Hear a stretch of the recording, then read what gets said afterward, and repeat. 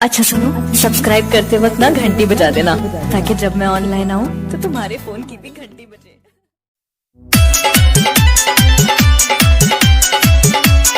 बोला बोला माई मैहर वाली की।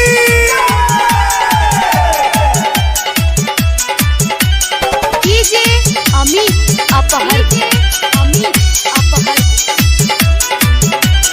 कहाँ पैबो माई नारियल चुनरिया, कहाँ पैबो फूल अड़हुल,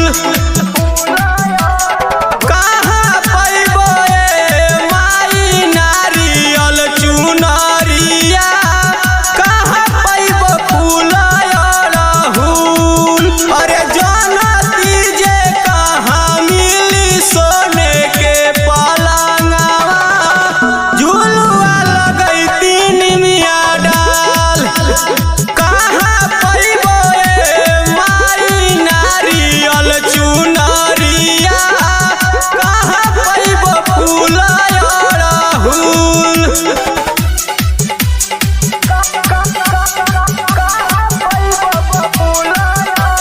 डीजे अमित अपहर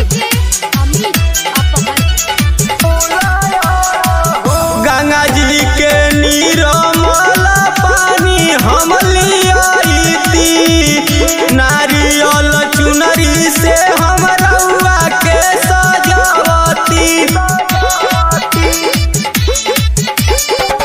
गंगा जी के निर्मल पानी हम लियाईती, नारियल चुनरी से हम रउआ के सजावती। एक तो में सोचतानी जैती राउर धामवा, दूजे बड़े मैहर बड़ा दूर। अरे कहाँ पैबो माई नारियल चुनरिया, कहाँ पैबो फूल अड़हुल।